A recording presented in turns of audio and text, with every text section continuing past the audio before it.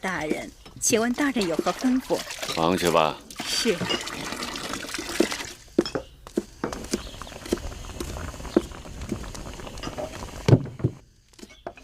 快去吩咐人多抱点柴。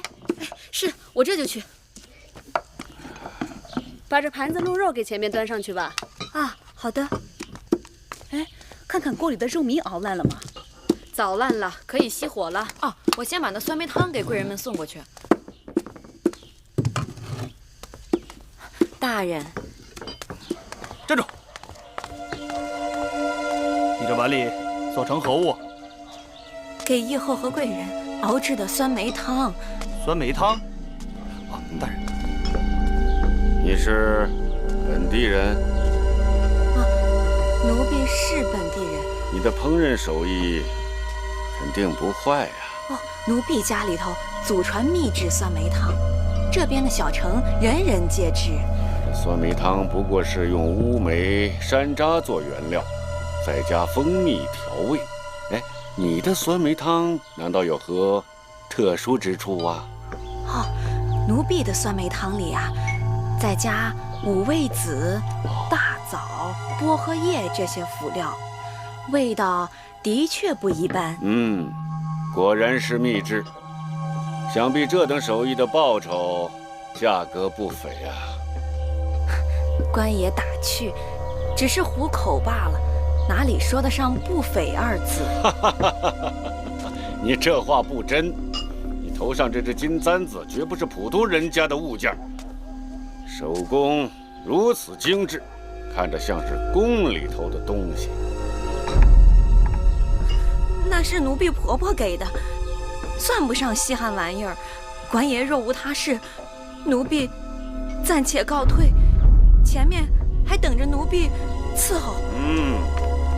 这盛夏之日，你这般辛苦，不如喝碗酸梅汤再走。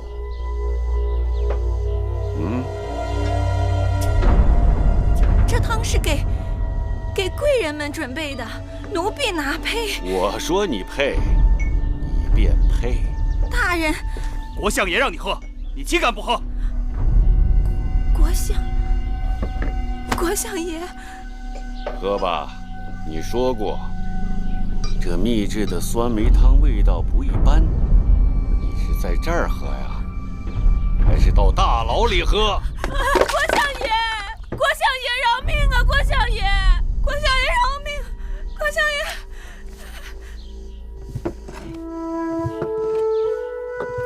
妻儿吃饱了吗？我的肚子都快撑破了，好久没有吃这么好吃的饭食了。大姐姐，我都出汗了，这就是所谓的以热制热，对吗？母亲，我可以出去吹吹风吗？去吧，别跑远了。知道了。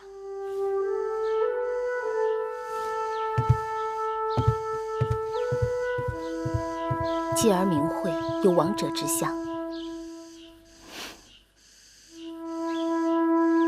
梦莹有负于你们母子。你有你的难处，何况当年是我先对不住你。苏秦已将事情原委告知于我，其实我不该怪你。过去之事不必再提了。那你眼下作何打算？我想取道齐国，再回楚国。你为何不回秦国？你知道原因。就算芈姝记恨你，可她唯一的骨肉也已经没了。眼下楚魏未定，而你还有继儿，你就有更大的胜算。在后宫，我见过多少人为了那个王位赴汤蹈火，奋不顾身。我不想让继儿在争斗中被碾杀。继儿聪颖好学，仁义又有才华，只要你肯，必然有人愿意帮衬。什么人能如此好心？比如诸国当中不乏有识之国君。天下没有白吃的膳食，诸国帮我，只怕都是为了讨要好处。我若应下来，也是割肉补疮吧。可继儿是王氏儿女，命里就是要争的。那就等他长大了，有了去争的心性和实力。暂时不回去也好。如今淫荡已死，秦国诸公子争位，情形只怕比当年燕国更糟。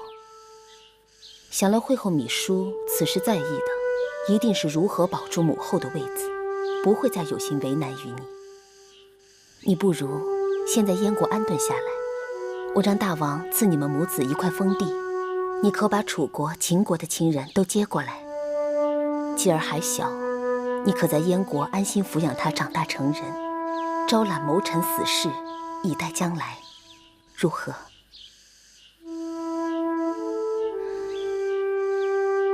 你一心想回楚国，不会是因为那黄公子吧？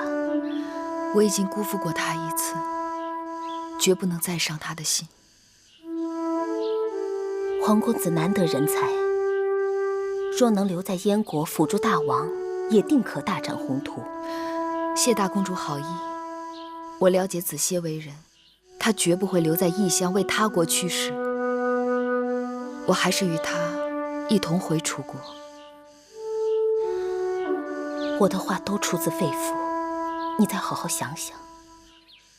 我说过，走与不走，留与不留，全凭你自己做主。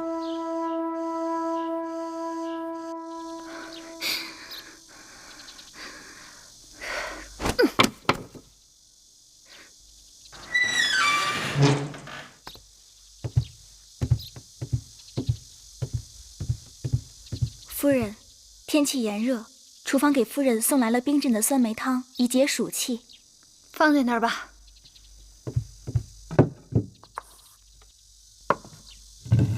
等等，前面议后那边有什么消息？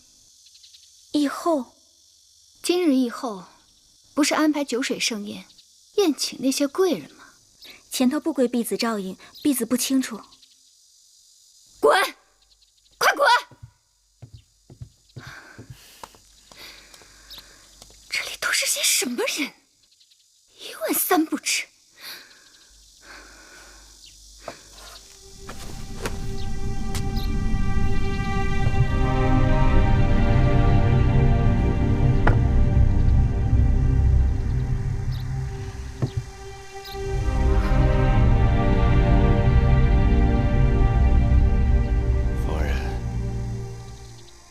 酸梅汤味道如何呀？这等穷乡僻壤之地，哪有什么好喝的酸梅汤？但对夫人来说，无论好坏，一口就够了。你什么意思啊？可惜啊，糟蹋了那秘制的酸梅汤，汤勺上涂了鹤顶红，多么好的汤水！味道的。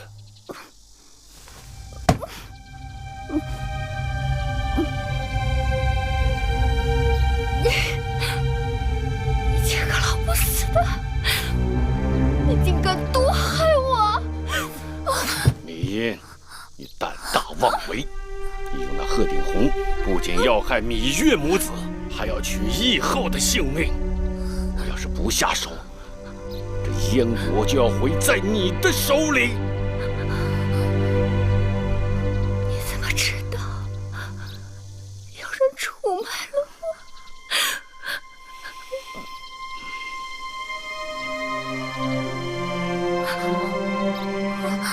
我？是你！我早该想，是你这个贱人！别怪罪他人。沉水入火，自寻死路，凭谁也拦不住。你是我夫君，为何不与我陆离同行？不错，我是你的夫君，但我更是燕国的国相，不能为了你与燕国为敌。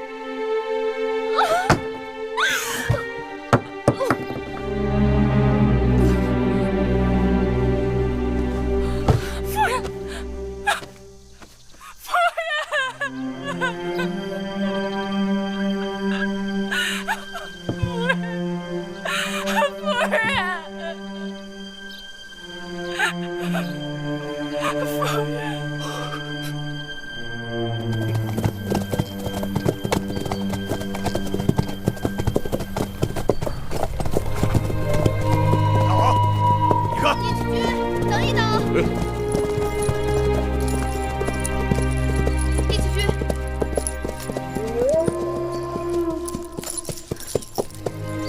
多亏义渠军的人马相救护送，为其报答，怎么就不辞而别了？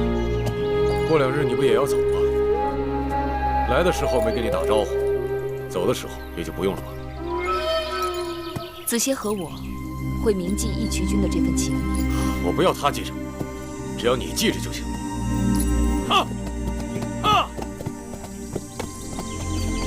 夫人，以后有用得着我们大王的地方就来找我们。多谢。谢什么？那说明你心里有我们大王。哎，夫人不要多心啊。咸阳城东市有个姓梁的皮毛商贾，他是我们的人，如果有事可以找他传话。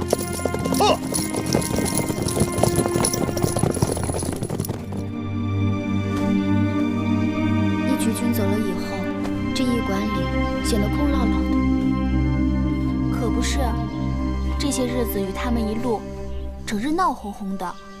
可他们一走，又觉得太冷清了。明日我们启程，子歇去准备路上需要的东西了。从齐国到楚国还有很长的路要走，赶紧收拾东西吧。好。哎，对了，夫人，刚才我去后院听驿馆的驿丞说，虢国相的夫人昨日突然死了。那个歹毒的女人，天报应，早就该死。他死了。慧儿，你听真切了吗？慧儿听得真的，说她是得了什么急症。虢国相好伤心呢，已经向大公主禀报，回去办理丧事了。母亲，你怎么了？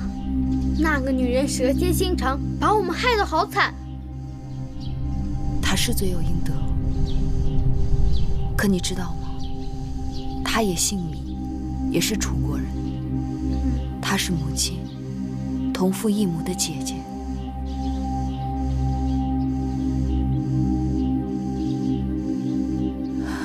我想一个人待会儿，你们先出去吧。是夫人。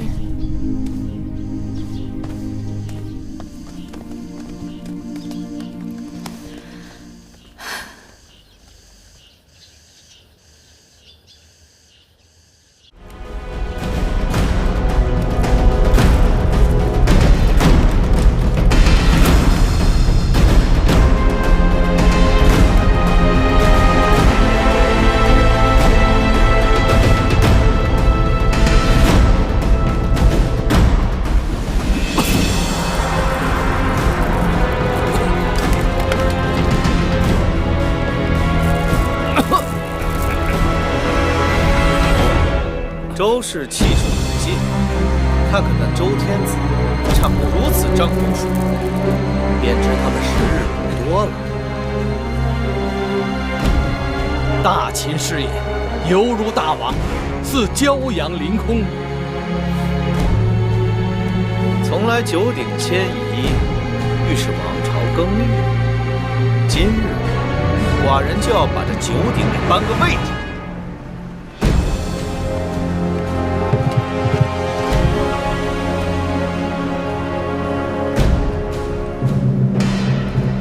敢问周天子，此物便是九鼎？正是。此九鼎本是夏禹收天下9州之金所铸而成，上刻本州山川人物、土地共福之说。九鼎列于朝，乃天子所掌9州之象征。你是何人？小人东周人士，苏代。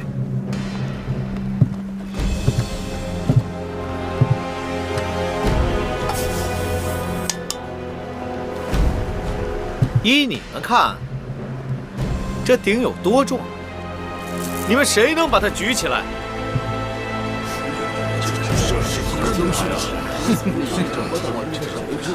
鼎乃天子之器，重达1000钧。自九鼎铸成以来，除奉天子之命合力抬举之外，凡人岂可轻易举起？哼，笑话！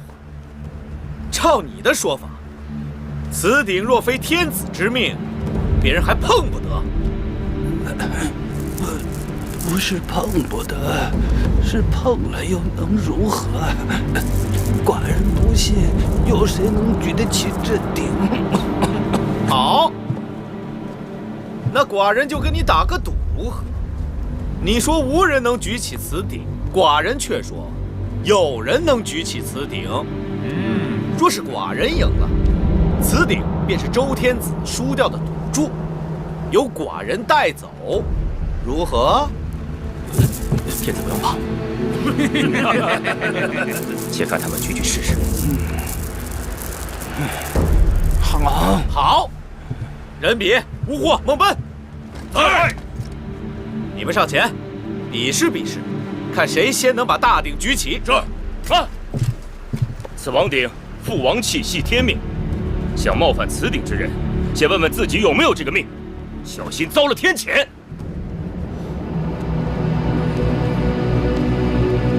秦侯，依小的看，这种事情还是不要强人所难的好。寡人养兵1000日，用兵1时，你们3人究竟谁人能举起此鼎？大王，人比不才，想先试试。好。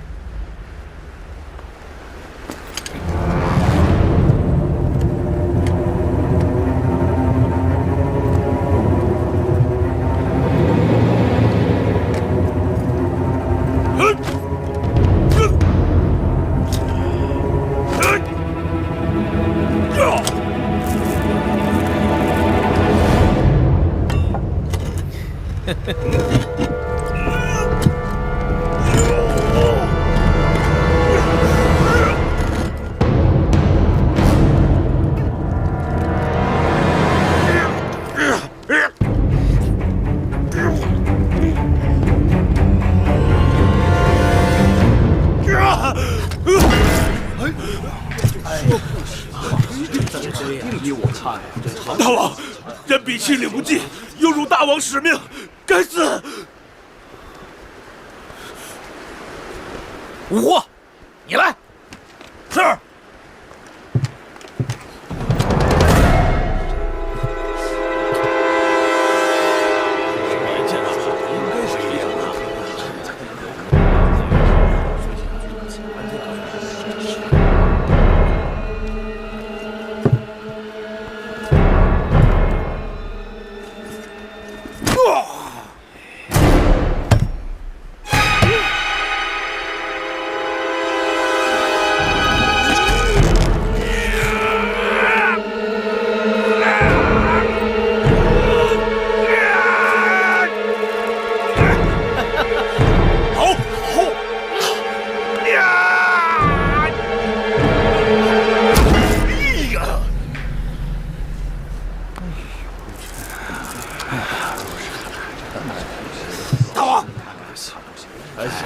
一定能，我就说不行。孟奔，你是大王。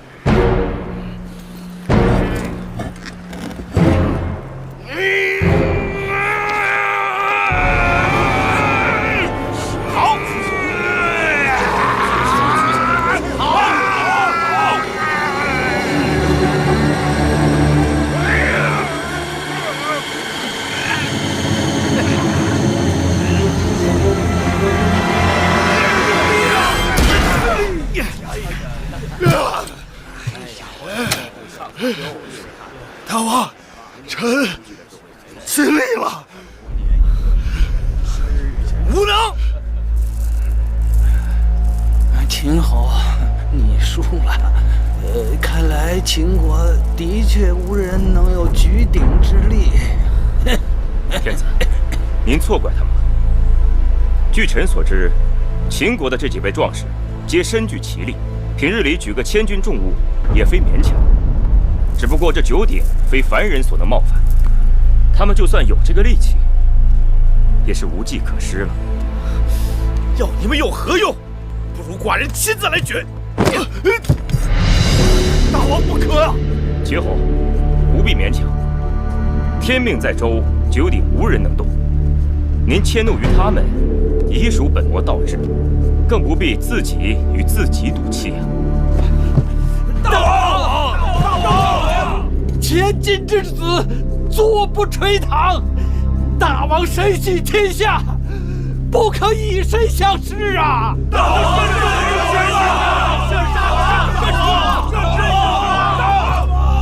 秦侯，天理人事不可违背，见可而行，知难而退，善也。敢下！寡人既然已经来到洛阳，就不能虎头蛇尾。人比他们并非不能举起此鼎，而是心中胆怯。寡人乃王者之身，自有天命。寡人就不信，天命在这个獐头鼠目的家伙身上，而不在寡人身上。大王，人之意已决，不必再言。大王不可啊！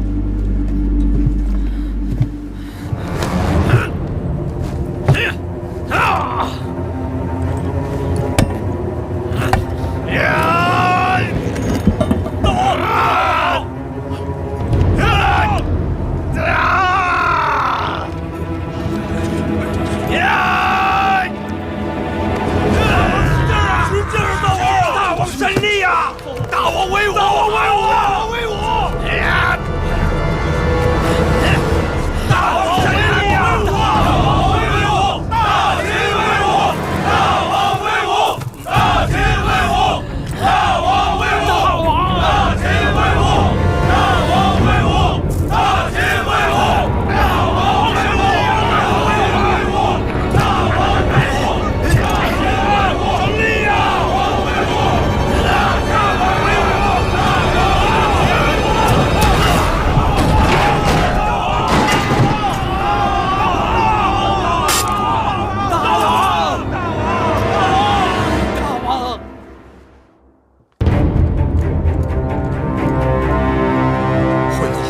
王叔有何事？是大王的消息。大王从洛阳回来了。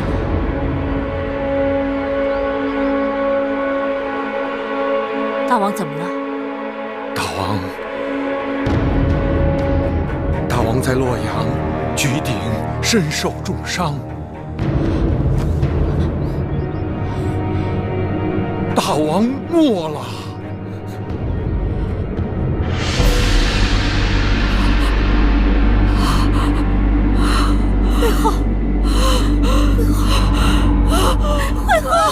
会后，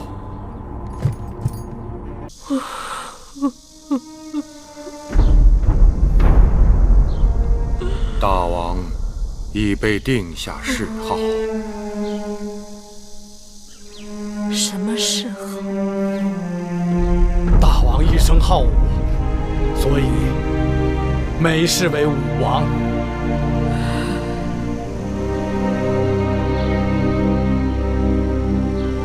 武王薨了，会后切勿伤心过度，坏了身体。大秦还需要会后整操国事。我怎能不伤心？我儿风华正茂，却在洛阳举鼎身亡，这都是人比梦本乌火这些乌合之众蛊惑怂恿的结果。武王过于崇好力士，罗织宠用，才使得这些人无法无天。先王去世，把我儿交于你们辅佐，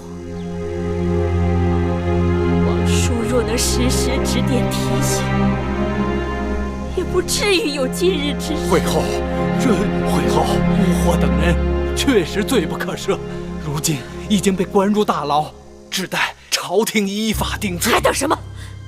传旨下去，车裂乌霍，腰斩人比，狐朋孟奔，3人歼灭9族。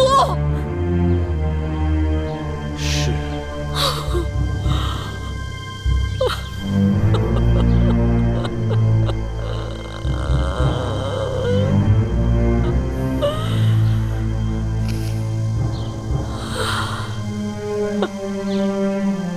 其实我也知道，当儿之死，怪不得你们。但只有处置了乌霍等人，才能让秦国免于天下耻笑。眼下重中之重是大秦的王位，国不可一日无君。会后说得对，武王无后，生前又从未提及楚魏之事。武王有兄弟10几人，大都各有封地兵马，这让朝中重臣难免担忧。国家大事，非我一深宫妇人可妄言。但王叔不知，武王在世时，确与我提及过楚魏之事。丹阳君公子壮是已故魏长史之子，多年来一直由我派人悉心照料教导，人品贵重，历练有成，在他的封地丹阳也搞得风生水起。当儿一直看重这个兄弟，曾与我说，若有一日他弃世时无子息，可将王位传于公子壮。公子壮，公子壮性情木讷懦弱，先王在世时，那公子壮就总是人云亦云，亦步亦趋，从不得先王所喜。这骤然提议立他为国君，恐怕难服众人。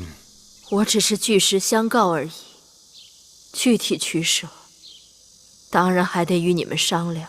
虽说国不可一日无君，但此事重大，不急在一时，还是慎重为好。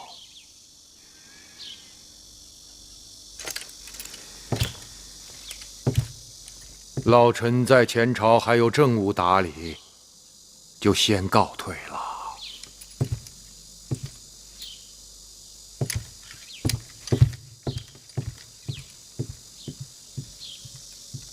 甘相是否也要慎重考虑啊？既然武王生前有话，微臣不敢置喙，只是尽力照会后的意思去办便是。雍大人来了。拜见李夫人。雍大人，快请起。夫人，大王驾崩，臣奉命迎公子季归国，商议立新君之事。你是奉何人之命而来？臣乃奉嬴夫人之命。嬴夫人？是，还有朝中许多重臣，都期盼着公子季与夫人回国。这。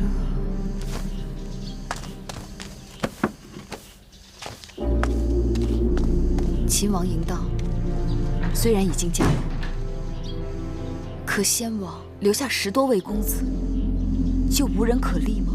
据传，王后位有了身孕，但因不知男女，秘书想推举胆小懦弱的公子壮为新君。朝堂上渐渐分歧，如今已乱成一团。诸公子为争位，无人甘拜下风。刚得到眼线急报，列国纷纷派出人马前往秦国边境，打算趁火打劫。我大秦眼看就要支离破碎。如此险象环生，无人主持朝政吗？坏就坏在主持朝政的秘书身上。我在路上听说，本来诸公子在朝堂之上也只是口舌之争。没想到秘书和干毛定下毒计，以一只桃子作为诱饵，挑逗叔和公子辉与公子华争夺王位。于是，宣誓殿演变成朱公子的练武场。公子辉血溅五步，当场毙命。本来朱公子齐聚咸阳，就危机重重。这种关头，只宜安抚，岂可挑起杀机，自招祸患？大秦之乱，就始于芈姝的私心。他只想弄个人在大王的位置上当摆设，由他来把持朝政。那公子华是公子当中实力最强的，为拉拢人心，他已在封地恢复旧制，旧族们对他拥戴得很，他岂肯任凭惠后摆布？眼下怎么样了？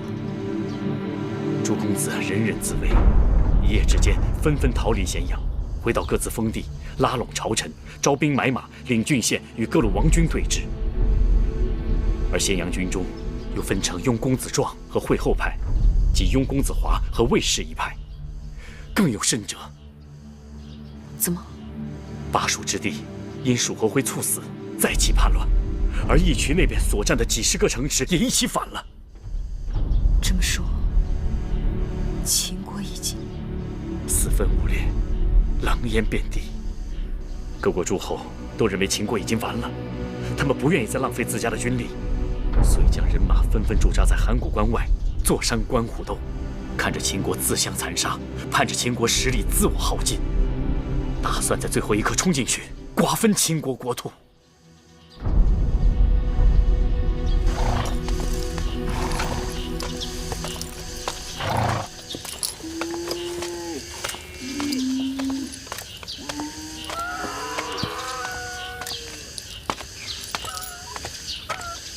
皇公子，这些都是什么人？雍瑞雍大人来了。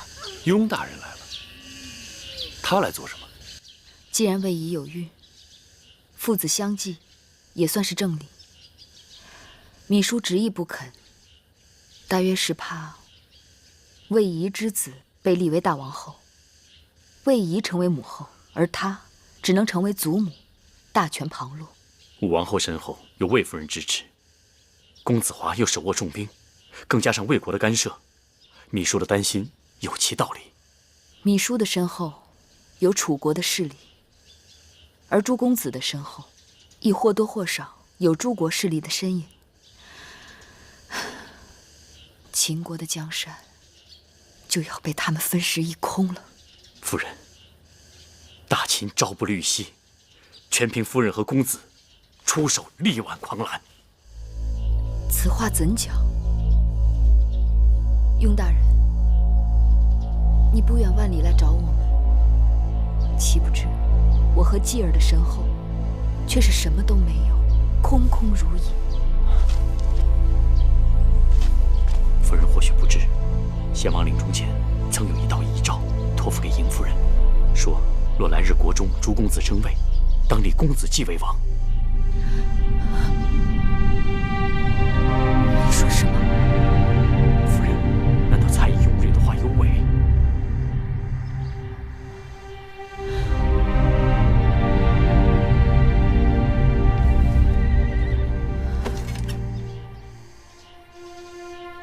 先王去世后，芈姝曾将我百般折磨，追问遗诏之事。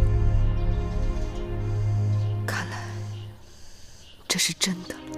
夫人，先王既有遗诏，又主意于夫人与公子继，大杀将倾，夫人理应承担重任。雍大人诧异，秦国已经危如累卵，你等怎可把这擎天之任推卸到这妇孺之辈身上？这不是让他们文力负山吗？这实属万般无奈。雍大人，你可知道玉儿母子在燕国是九死一生啊？若是他们没有活到这个时候，那这道遗诏又让谁来接呢？若真是如此，那也是大秦的气数。自从秦王嬴荡继位，早已埋下了祸根。大秦的气数要尽了，不该再拿他们母子的性命去殉葬了。皇公子误会我等之意了。你等之意，只是计较秦国的得失，根本没有为他们母子真正做打算。公子对夫人情深意重，可雍瑞也非暗室七星之人，怎么可能看着夫人白白去送死呢？好，既然你等在为他们做打算，那就说说你们的打算。月儿母子一无兵马，二无封地钱粮，就算是有这道遗诏，若是朝中无人奉诏，那也是无用啊。朝中臣子都是先王亲自选拔，对先王忠心耿耿，人心趋利。他们对先王忠诚，那是先王可以给予他们荣华富贵。而如今呢，众公子争相拉拢他们，若是手上没有一点足够的筹码和他们交换，谁会真心在意他们母子？楚离子，如今怎么样？楚离子东奔西走，四处调停，心力交瘁，如今已病倒在榻。这就是楚离子一心一意追求的政局安稳，内乱不治，外患不平，却姑息武王和弄臣，排挤忠良，妄求平稳，如今也是自食其恶果了。我离开咸阳时，曾见过楚离子。他说什么？他知道我要来燕国，什么也没说，将通关符节给了我。恐怕这咸阳城上上下下，大秦的朝臣们，真心真意能为月儿和继儿着想的，只剩你、魏冉和司马将军了吧？魏冉是司马错将军的心腹，这些年他们东伐西讨，征战无数，在军中颇有些威望。我雍氏虽不是大权在握，但也是大秦的世勋之臣，与其他家族有些往来。这是杯水车薪呐。还有，魏冉当年曾和赵国国君父子一同护送义后入燕，私交甚好。芈夫人与义后也是情谊深重，也许到时候燕国和赵国秦人争位，不要指望借他国兵马相助，否则的话，纵得王位，却可能输了江山。雍大人，你能保证你带月儿母子回秦国是条活路吗？雍大人见谅，我已备好了马车，明日一早带月儿母子接到齐国回楚国。月儿母子身单力薄，难担柱石之计，委屈雍大人白跑一趟。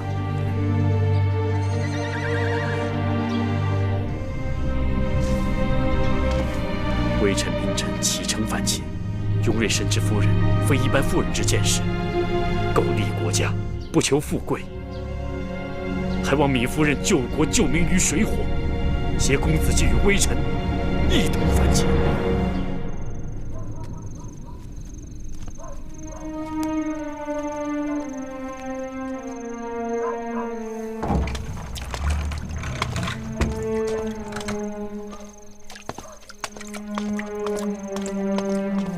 我伺候夫人洗漱歇息吧，明日还要早早上路呢。是啊，我们该走哪条路？夫人心里没有主意吗？往东南是回楚国，往西是回秦国。夫人就只能走一条路。若是让你选，你会选哪条？香儿选东南回楚国。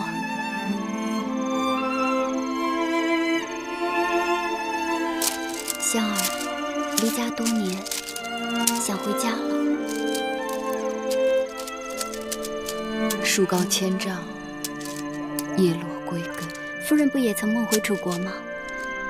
如今又有了黄公子，我们跟着他，可以在楚国安身立命，顺顺当当的抚养公子长大成人。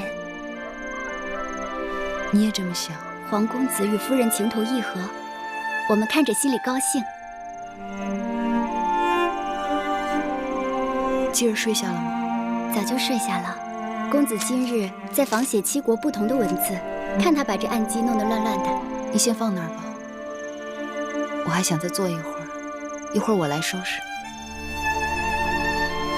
你也累了一日了，快去歇息吧。夫人也早些歇息。去。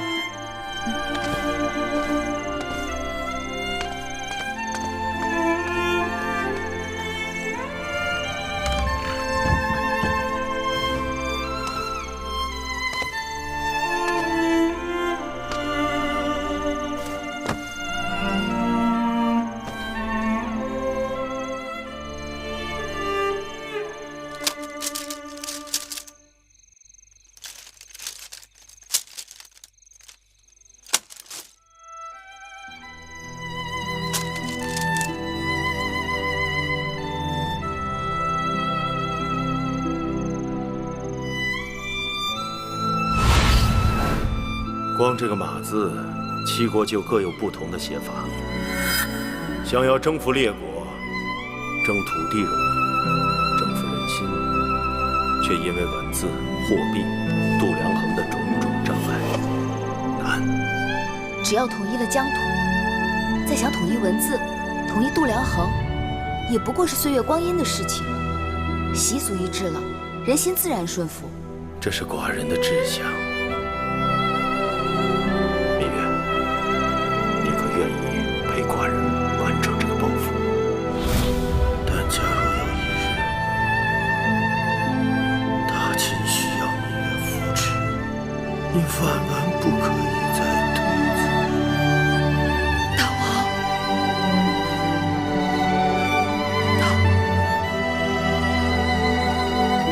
女儿羞愧，女儿有负你的期望重托了。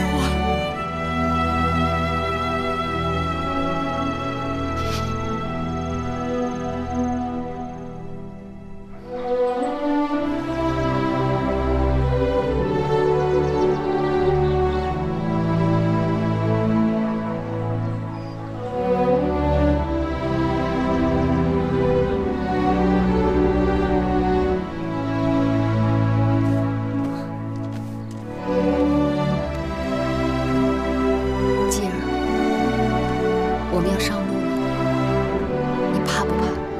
母亲不怕，继儿就不怕。可万一母亲选错了路，你会不会怪母亲？不会，母亲选的路就是继儿选的路，母亲去哪，继儿就去哪。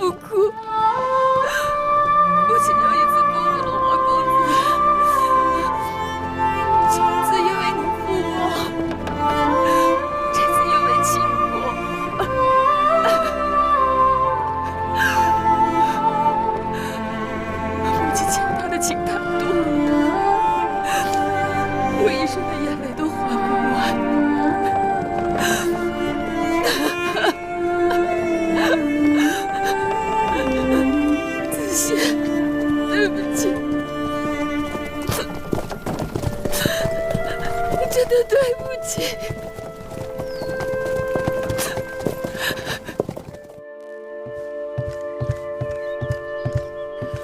母后，怎么样？见到魏国使臣了吗？魏国使臣说，只要秦国答应将上郡15县还给魏国，魏王就可以放弃对王后和公子华的辅助。上郡15县，太过分了！不行，他们这是落井下石、乘人之危。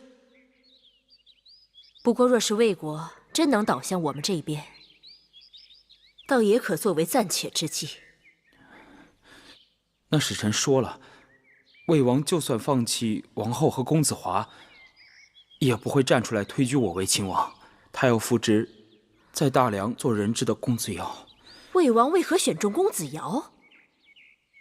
他生母低微，本人也不甚出色，才被先王送去做人质。说不通，根本就说不通。那使臣说，魏王要的就是这样的秦王，不甚出色，却很听话。那公子瑶在魏国多年，对魏王言听计从。魏王叫他去东，他绝不会去西。就什么？就跟我一样。你简直就是个废物！滚！母后，还不快滚！给我滚下去！母后，公子还不快快退下，再气着会后。哦，干相，公子庄。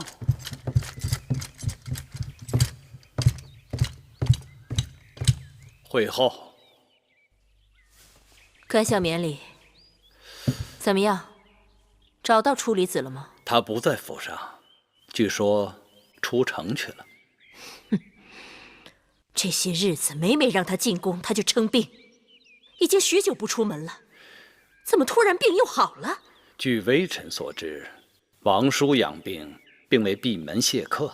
他府上各路朝臣人来人往，热闹得很。前些日子还亲自送雍瑞出城，前往燕国。他们这是想干什么？微臣猜测，他们是想把芈月母子接回秦国。大胆！质子无照回母国是大罪。会后，武王已没，此刻秦国已无王无君啊！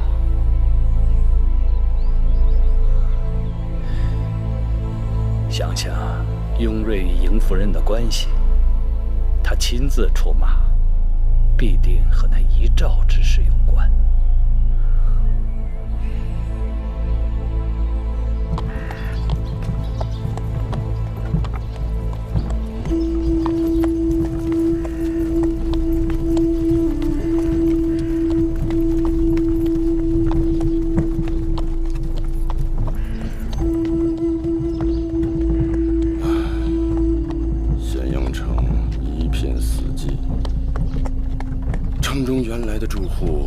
都到哪里去了？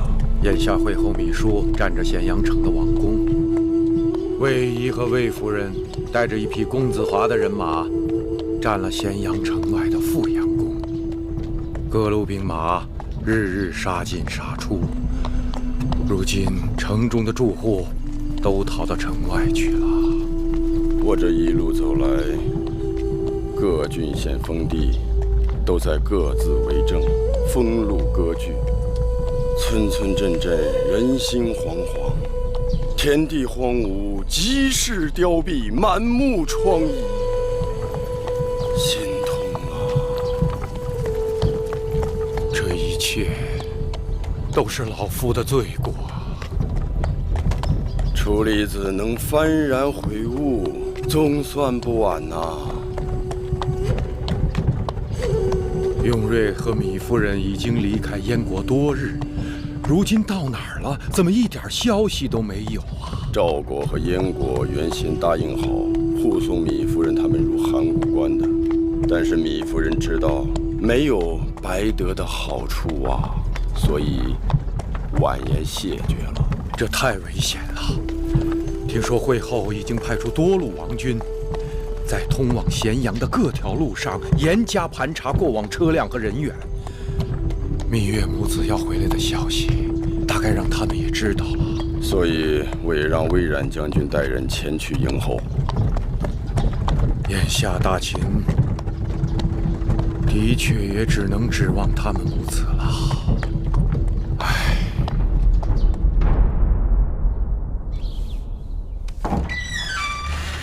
姑母，华哥哥来信了，说是这2日情形不大对头，朝廷派了不少王军在各条道路口设了关卡，好像在抓捕什么人。不是针对我华儿或其他公子的吗？不像是。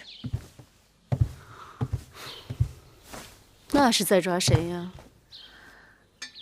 听说芈月带着公子季回来了。芈月回来了？据说是朝廷的一些老臣派人把他迎请回来的。这个时候迎请他回来，那一定与那道遗诏有关。姑母说的是，自先惠文王去世之后，宫里出现了不少古怪事情。先是穆坚莫名其妙的死了，后是那会后又派人将成明殿掘地3尺。据当事人说，起因都是那道遗诏。既然这样，那就应该让那当事人这些日子把眼睛瞪大些。说起那当事人，姑母在他身上花费了不少，他靠得住吗？出卖主子的奴才全都靠不住。我们要的是他做我们的耳目，而不是他的忠心。姑母在想，芈月回来了，没准儿他能给咱们帮上大忙。当年芈月对我华儿颇有好感，还在大王那儿力荐华儿为太子。眼下我们与交房殿之间的实力在伯仲之间，既然这芈月和芈姝已成为死敌，若能与咱们联手，胜算岂不大了许多？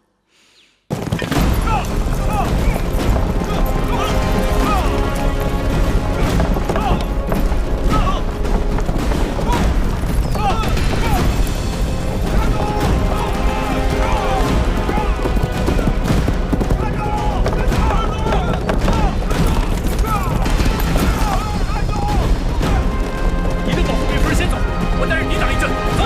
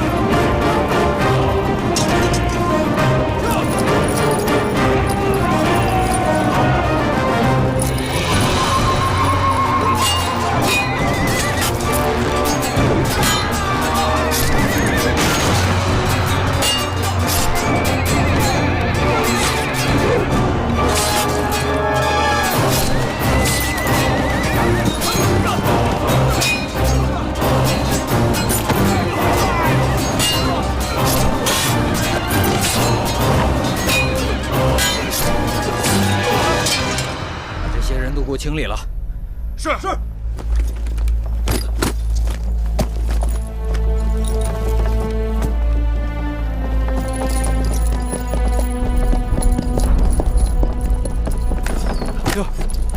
雍大人，我姐姐呢？在马车上。小冉，姐姐，继儿，舅舅，舅舅，这一路，我的心一直悬着，见到了你，这心才落了地。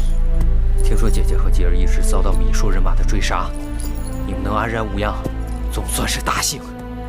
幸亏雍大人一路照应，他已经受伤，能护送我们到这儿，实属不易。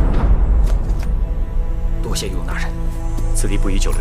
照约定，我自和陪米夫人去北郊行宫，你我分头行事。雍大人放心，司马将军已经把一切都安排妥当了。继儿跟着我走，姐姐就拜托雍大人了。就此别过。继儿，走。会后，会后。怎么样？没抓住。你的人都是废物，就那么几个人也抓不住，跑哪去了？芈月和雍瑞的人马没进咸阳城，他们冲北郊行宫的方向去了。行宫不是有王军把守吗？会后，雍瑞是朝中老臣，王军里一定有他的人。都监、冯甲，即刻带人跟我去北郊行宫。是。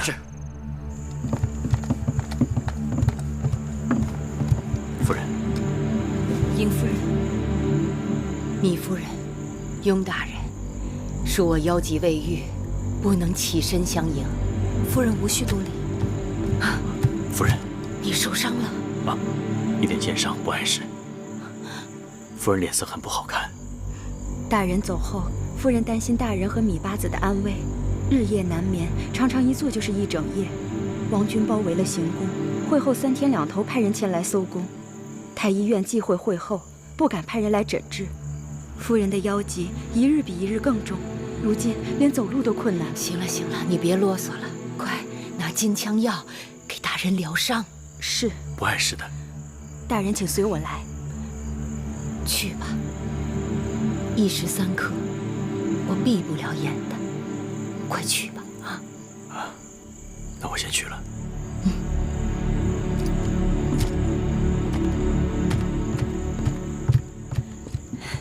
芈夫人，来，过来。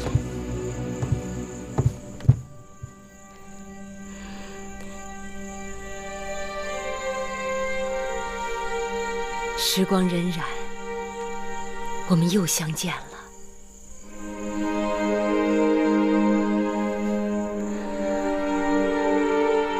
夫人吃苦了。别这么说，我这条命能撑着挨到今日，就是为了你。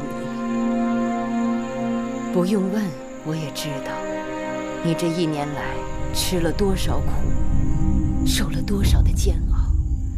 换做别人，早就心灰意冷。你肯来，有胆量来，这说明先王总算是没有看错人呐。迎夫人谬赞，芈月不知是否担得起这份责任。先王留下了遗诏，传位于公子季。当日只是以备不时之需，若不是因为淫荡愚蠢自毙，芈叔勾结权臣，弄权误国，害得大秦4分5裂，这道遗诏恐怕永远都不会面世。我说到这些，你是不是觉得有些委屈啊？天命不可违，芈月无怨言，只是要将秦国社稷江山担在肩上，芈月战战兢兢，无比惶恐。无论什么样的周折，该是天意。会后绞尽脑汁猜测，那先王的遗诏会藏在哪里？其实啊，这先王的遗诏就藏在我的身上，它可比性命都要宝贵。你要保护好它。芈月明白。撤！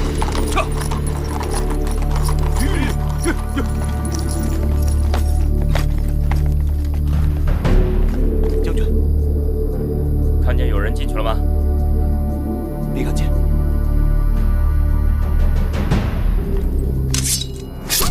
看见了。冲进去！夫人，他们在砸宫门了。夫人，我们赶紧走，我们快走。不，我不走，你快带芈月走。殷夫人，我已经完成了先王的嘱托，而你却任重道远，别让我这老夫给你们半手半脚的。殷夫人何出此言？我能活到今日是命数，在我所有的兄弟姐妹当中，除了初离子这个幼弟，全部先我而去，有他们在那边，即便是今日就走了，我也不会觉得孤寂。我虽为女子，为了秦国的江山社稷，该做的我都做了，无愧于列祖列宗。1、2、3，1、2、3。夫人，你们护送芈夫人、雍大人即刻出宫，不得耽搁。是，我留在这里，多少能够拖住他们一阵。殷夫人，记住，公子姬登基之日，别忘了给我焚炉香，报个信啊！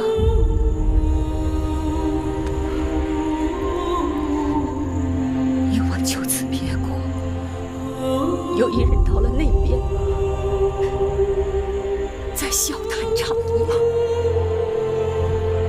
此时秦国危在旦夕，不是儿女情长的时候。芈夫人，快走吧，快点，带他们2个人走，快走！芈夫人，我们走吧。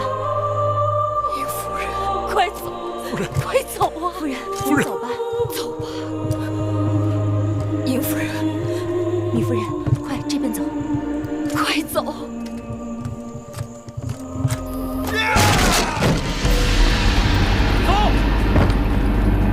芈夫人，这边请，这边是刘将交办。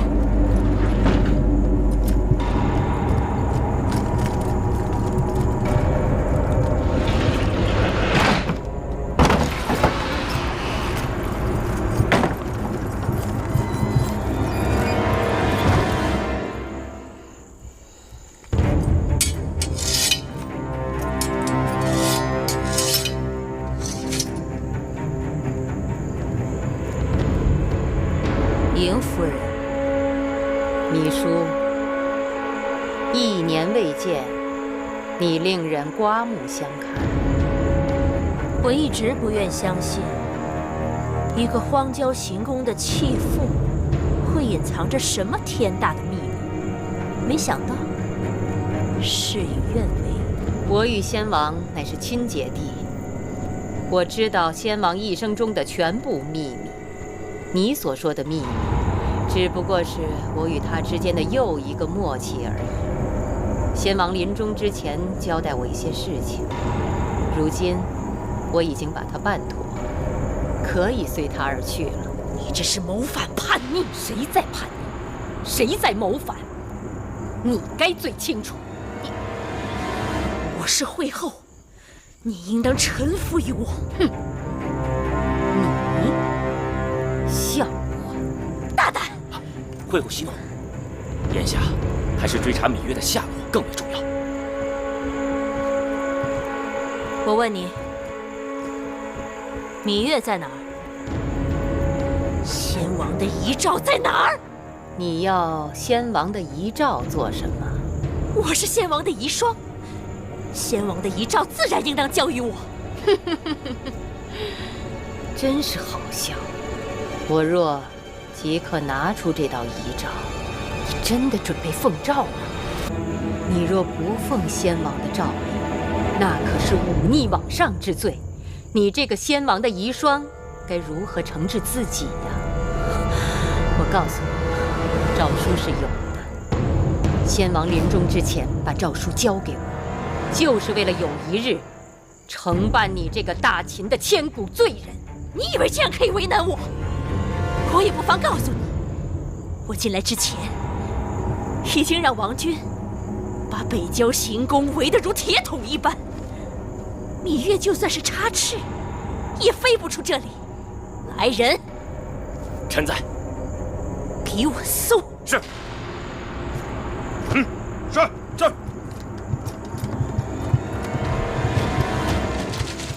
你们干什么？你们干嘛？你们要干什么？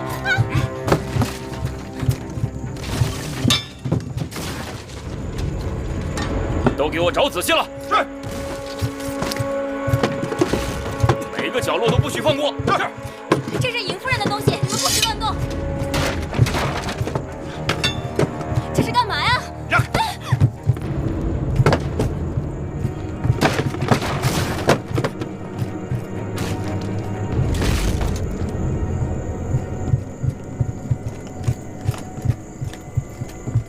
禀告会后，整个北郊行宫都已搜过，没有芈月的踪迹。公子季呢？还有芈月的随从和那个雍瑞呢？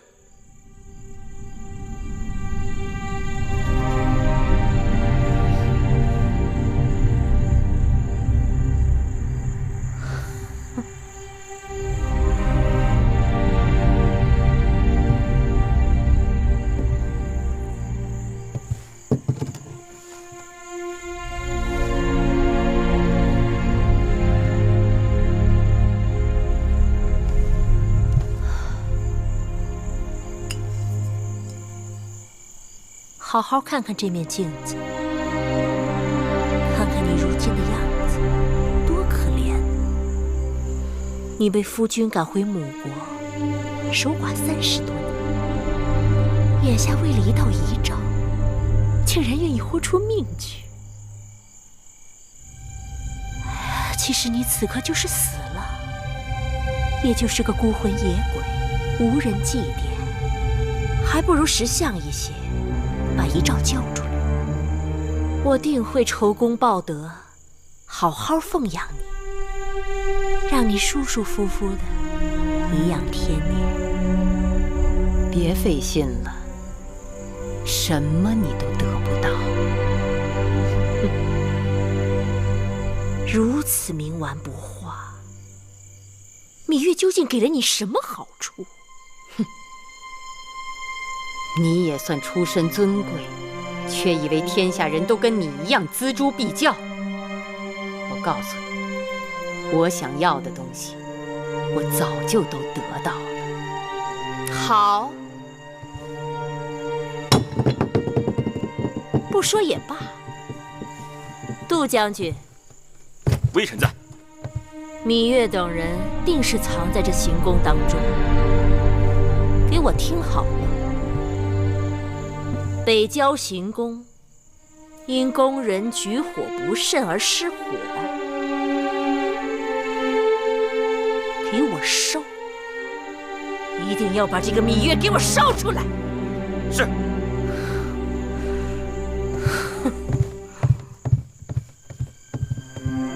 火把，进去，进去，进去！老实点都给我！放我们出去！进去，进去，老实点！别动，别动啊！别动！你们放肆！怎么敢打？进去！都给我老老实实在这待着！谁若再敢反抗，如此下场！来人，给我把这烧了！把门锁上！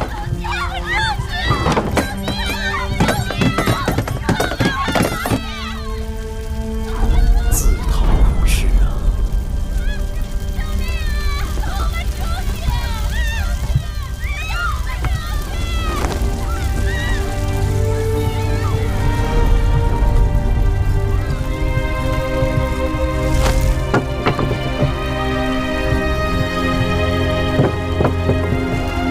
来！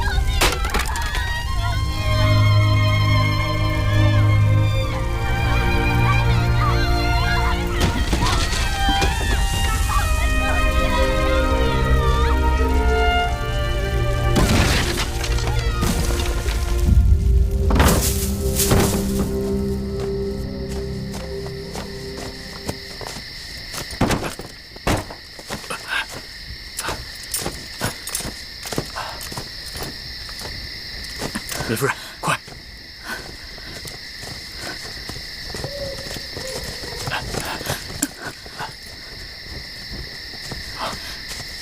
雍大人，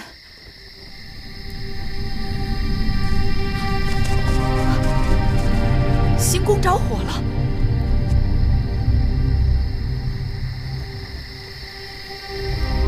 那尹夫人她，尹夫人她随心所欲。